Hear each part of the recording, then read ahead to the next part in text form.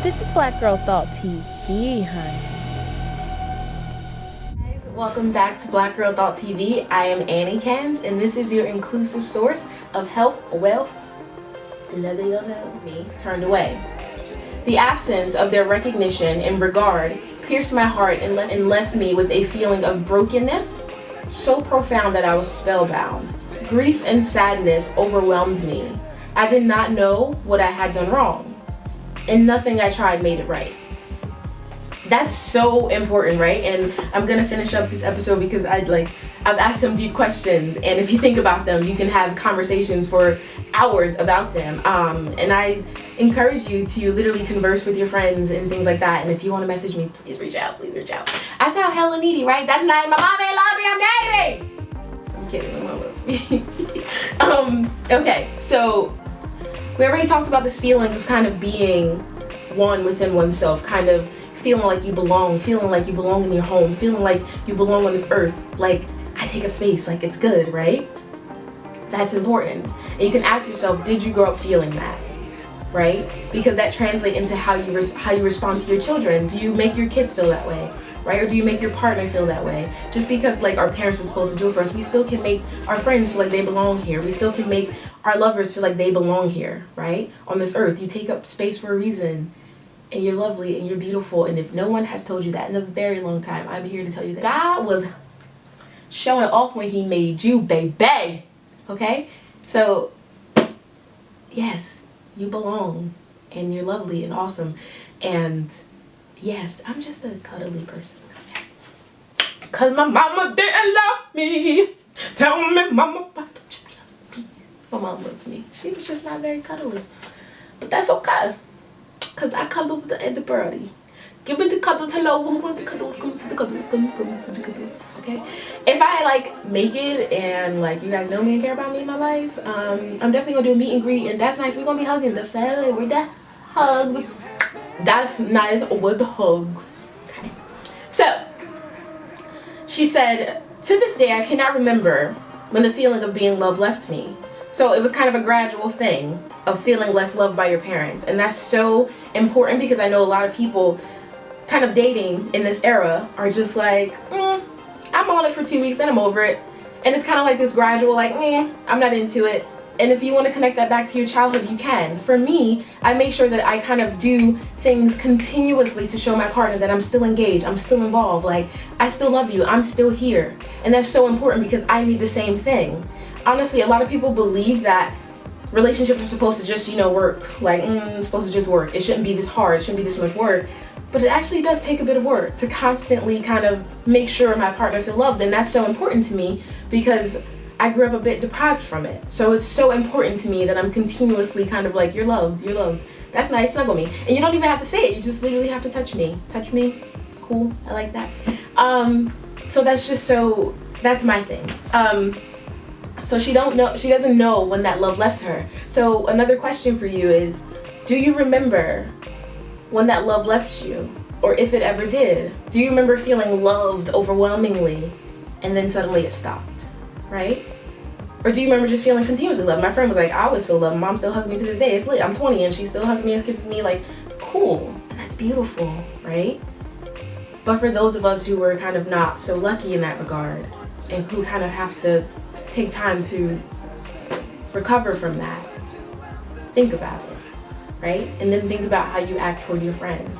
Do you deprive them of that? Are you closed off like your parents were, right? Or your primary caregivers? Or are you like me, who's just like, that's nice, I'm making up for all the motherfucking hugs I didn't get. Come here, give me a hug. Get over here. I'm kidding. I actually really like dominant men, so they'll be saying get over here to me, but they'll be chill about it, like, come here. Here I come! We can get into BDSM later, but yeah. Anyway, so that's another question because that's nice. Y'all got homework today. My channel is here to kind of challenge and grow. Like, that is really what I'm into. I'm into experiencing life fully and wholly and really kind of being engaged. Like, really like, yo, I feel hella loved. Like, And it's weird because I'm a writer, so I can kind of get my point across that way. I enjoy actually kind of staring at people that are particularly like in my life, and so prominent figures in my life, like my father and those who I date and my really close friends, like just kind of watch them do small things, and I can write a million notes about the very small things that do, the way they tilt their hair when they laugh, or the way they kind of, my friend has a dimple and everybody knows it, but I love her dimple. Or those who have dimples kind of like right there and right there. Like I notice these small things, and that's kind of another way for me to translate my love. Like, hey, I see you, right? And if I see you, that means you matter and you take up space, and it's good that you take up that space. Thank you for taking up that space, right?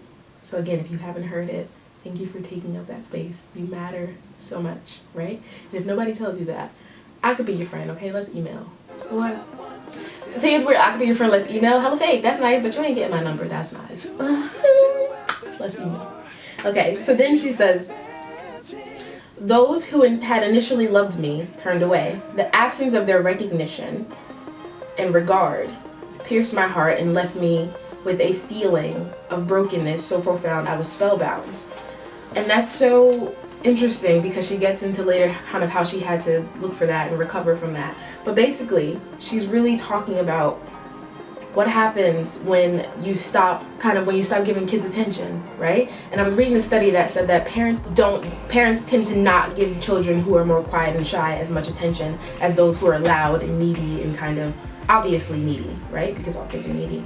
So this kind of goes into that. What happens when that recognition and that kind of regard just falls apart? What happens when your parents just stop giving it to you, right? You think you've done, I can tell you exactly what happened because it happened to me. You think you've done something wrong, and then you literally go through your life trying to compensate and kind of make it right. She goes on to say, grief and sadness overwhelmed me. I did not know what I had done wrong. Nothing I tried made it right. And it's interesting because for me, my father left when I was 10. And like genuinely like just left like and moved to a completely different place. Like he has a family and whatnot now. So for me, when he left, I remember literally looking for that love. I actually was looking for that love in the beginning because I told you I didn't experience this fullness of love. So I remember kissing boys in hallways. And if you want to hear that story, I actually got a beating, a whooping, whatever you want to call it. I got my whooped, okay, in front of the whole hood. And if you're from the hood, you know that they don't let it go. So I probably could see somebody like, yo, you remember you got a beating? And I'm like, bruh, I was like 8, my guy. I was like 8, my guy. My book fell. But I was like 8, bruh. Why do you remember? So, yeah. So, but I can just remember kind of like crying out in a way, right? Because I wasn't experiencing this type of love. I wasn't getting this overwhelming sense of love, like kind of hugs and cuddles and kisses and all that. Like, so I started to look for it in other places. And she said, nothing I tried made it right. And this could be her trying to make it right within her home, right? Trying to gain that love back that she once lost. And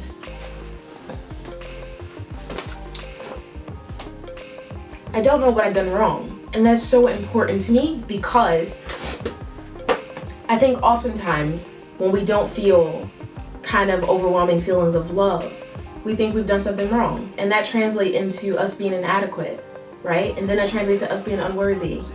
And it's not that at all. It's just that the people who literally were supposed to introduce us to this kind of good, overwhelming sense of love in the school of love, they kind of slacked on their part. And that's okay. Because I look at, honestly, childhood is something we all have to recover from. But I also look at it as like, somebody came into your kitchen and spilled milk. So your parents mess you up, period. I don't care what type of parents you have. They screw you over in some way, right? They spill milk in your kitchen.